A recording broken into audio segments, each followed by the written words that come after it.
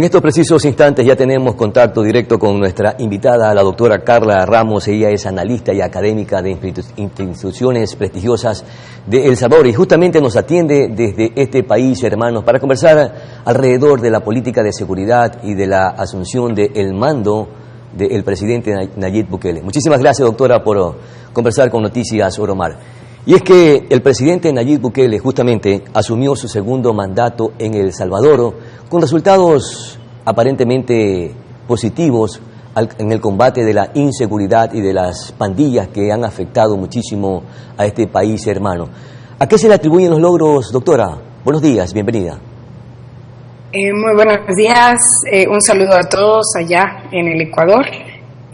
Bueno, respecto justamente a su pregunta, hay varios elementos a los que se le atribuyen específicamente. Hay un alto porcentaje de personas que están dando la respuesta a esta pregunta en términos de seguridad. Es decir, consideran, y aquí en esta entrevista voy a hacer mucho eco a datos que tenemos acerca de la evaluación ciudadana del cuarto año de gobierno del presidente, que en este caso fue hace un año, ¿verdad? Y son este mismo grupo de personas que llegó el sábado a la asunción presidencial.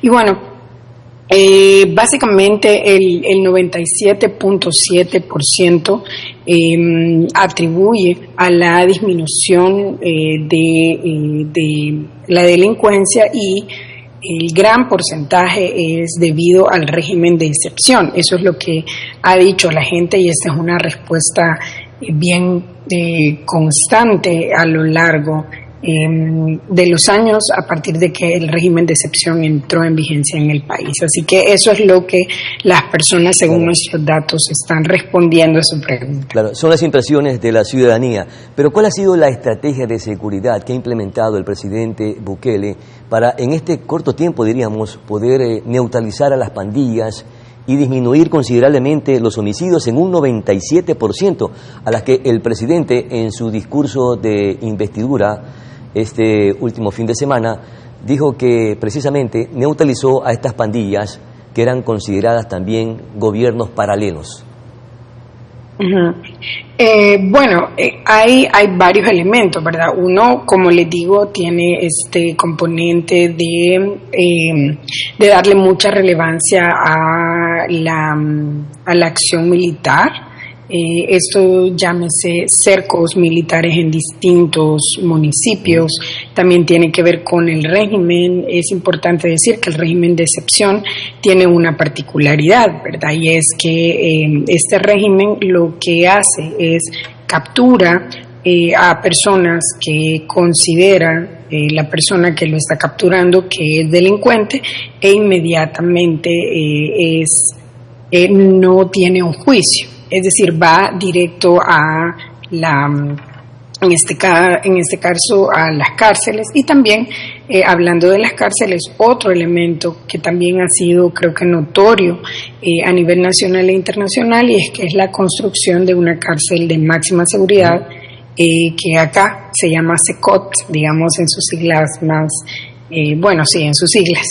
Que es básicamente una cárcel donde no se le permite el acceso a casi nadie. Entonces, esto ha sido como parte de la política, ¿verdad? Una estrategia militar bastante ampliada en los municipios, también a nivel de las ciudades, y creo que un símbolo ha sido también esta cárcel, ¿no? Donde se encuentran en los cabecillas, se encuentran bastante grupos de poder dentro de las estructuras, muchos de las pandillas y otros también de otras agrupaciones. Entonces, creo que eso es parte de eso. Además de eso, es importante decir que el aparato comunicacional a la población también ha sido importante. Es decir, la gente se ha dado cuenta de lo que ha estado pasando, porque a estas acciones militares son bien visibles, y hay todo un equipo también que está dando a conocer lo que se lleva a cabo en los municipios y en la ciudad. O sea, son tres acciones sumamente importantes para devolverle la paz a los habitantes o los ciudadanos de El Salvador, la construcción de una mega cárcel con seguridad extrema, la detención de más de 80.000 personas, presuntos pandilleros, y también las acciones militares y el estado de excepción que está permanentemente vigente en El Salvador. Esto, ¿cuánto le ha devuelto la paz y la tranquilidad a los salvadoreños, como lo anunció el presidente, que ya pueden caminar a cualquier hora del día y de la noche? Bueno, sin duda alguna, eso especialmente en las zonas que eran más afectadas, ¿verdad? Por estas estructuras delincuenciales, pues se vive. O sea, es un clima bastante más, distinto, ¿no? O sea, es decir, la gente que tenía una tienda y ya no la rentan era digamos, lo que las pandillas cobraban a las personas que tenían algún tipo de comercio, ya sea pequeño o grande. Entonces eso, por ejemplo, ha disminuido muchísimo. También el hecho de que sí, la gente puede salir y volver, las personas que conducen en los vehículos pueden entrar a las zonas que antes no se podían, los taxistas, claro. Es decir, sí es cierto que se nota, ¿no? Ahora, también es importante que maticemos, ¿verdad? Las personas siguen viendo elementos como, por ejemplo, robos de celulares. En esta encuesta que les menciono del Instituto de Opinión Pública, mencionan que el 83% ha visto que a alguien le roban un celular o que... O sea, son actos delictivos un poco menores a lo que se suscitaban en otros tiempos. Pues sí. Sí, pero en términos quizá solo para matizar, ¿verdad? Es decir, claro. Sí.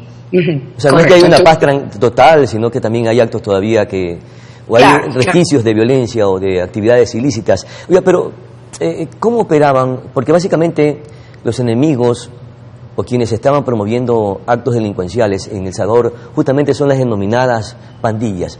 ¿Cómo operaban o cómo están operando todavía las que están todavía en las calles? Bueno, periódicos importantes, investigaciones, por ejemplo la del Faro, que está diciendo que las pandillas han sido desestructuradas, es decir, en términos de cómo se organizaban, ¿verdad?, previo al régimen de excepción. En ese sentido, sí hay una desestructuración.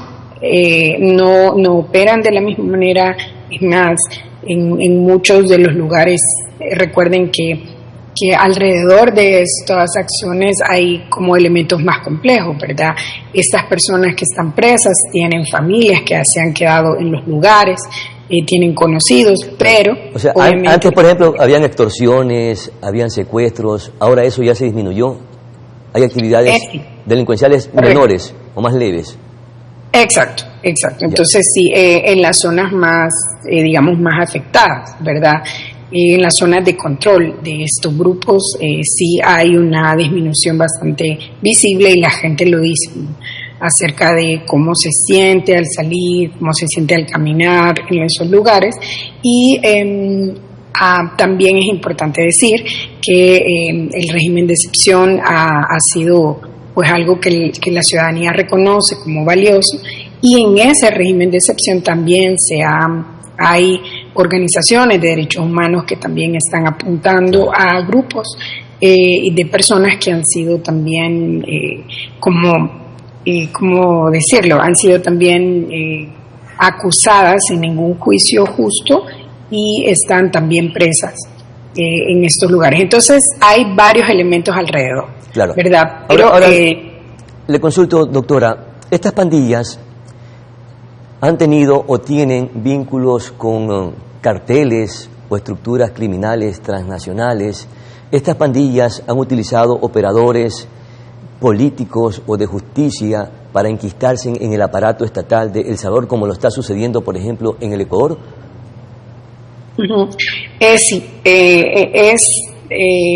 sería, creo que no muy responsable decir en qué nivel se están, pero hay hay investigaciones y yo les invito a que puedan leer, ¿verdad? Investigaciones como Factum, El Faro, también que matizan mucho y que dan una perspectiva un poco más amplia en el sentido de cómo sí hay esto del crimen organizado a varias esferas, ¿no? Tanto una esfera política como al menudeo, al diario, ¿verdad?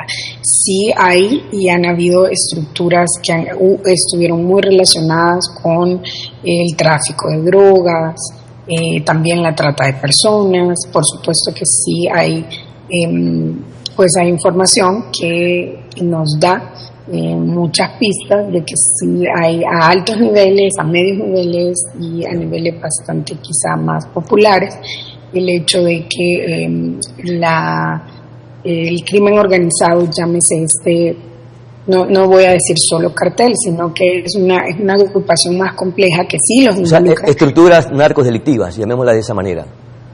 Sí, hay. Estas pandillas son los brazos violentos de estas estructuras transnacionales. Pero también ellos tienen su propia organización, es decir, es toda una alianza, digamos, han sido muy independientes, ellos se han estructurado muy bien cada una y han actuado en conjunto cuando así lo han considerado. Entonces es importante que también darles, reconocer cómo funcionan, ¿no? Porque por ejemplo, el tráfico de drogas no ha disminuido, es decir, sigue constante. Obviamente ahora ha habido una reingeniería, ¿verdad?, por estos hechos. Claro, le consultaba esto porque en el Ecuador, lamentablemente, las mafias o las estructuras criminales mantienen de rodilla al país y han llenado de sangre las calles y las cárceles de nuestro territorio ecuatoriano, utilizando esas mismas o implementando esas mismas estrategias de seguridad que ha optado el presidente Nayib Bukele en El Salvador, ¿pudieran ser aplicables en nuestro país o son diferentes estructuras delincuenciales, criminales que están haciéndole daño a ambos países, a El Salvador y al Ecuador? Uh-huh. Mire, en términos de replicabilidad o en términos de copiar modelos, si me permite la palabra, copiar, es importante también decir que hay elementos particulares en ambos países que podrían funcionar, sí, pero también hay elementos propios, históricos, del Ecuador que, por ejemplo, El Salvador no los tiene, ¿verdad? Y viceversa, hay elementos históricos que nosotros tenemos que Ecuador no tiene. Entonces yo creo que al pensar en pasar un modelo, y se comprende, ¿no? Se comprende porque nosotros hemos vivido la violencia, nosotros hemos vivido la pérdida de familiares, hemos vivido el hecho de salir a la calle con miedo, ¿verdad? Y ahora yo les escuchaba más temprano la información. Yo creo que uno anhela la seguridad, ¿no? Entonces, y pues uno quiere poder adoptar modelos. Entonces yo creo que solo es importante para que funcione bien, analizar que es una situación más compleja, incluso más compleja de militarizar o de poner la mano dura, ¿no? Hay elementos más, creo que más históricos también, de los elementos que ahorita tienen, que han tenido, que pueden hacer que este modelo funcione o no. Entonces, yo creo que eso sería una respuesta muy responsable de mi parte, porque hablar de pasar modelos tal cuales, no creo que vaya... Las realidades pueden ser diferentes o distintas, habría que ver qué se necesita incorporar y qué no. Pero en todo caso, se lo ha cuestionado también al presidente Nayib Bukele de haber adoptado una mano extremadamente dura en contra de la violencia, incluso llegando hasta violentar o conculcar derechos humanos. ¿Cuánto le está pasando factura esto o cuánto le está dando resultado que también en algún momento se lo quería o se lo pretendía incorporar en nuestro país para combatir a las mafias criminales, pero obviamente acá se respetan los derechos de toda índole? Sí, bueno, correcto, ¿verdad? El énfasis en la seguridad y no debe perder el enfoque en los derechos humanos, que eso es básicamente una de las grandes desafíos, ¿no? que se le está como apuntalando a esta gestión. El hecho de una cosa es que bueno que estén y a que sigan tratando a las personas que han cometido delitos según la ley, ¿no? Que la ley se aplique. Eso es lo que todos queremos.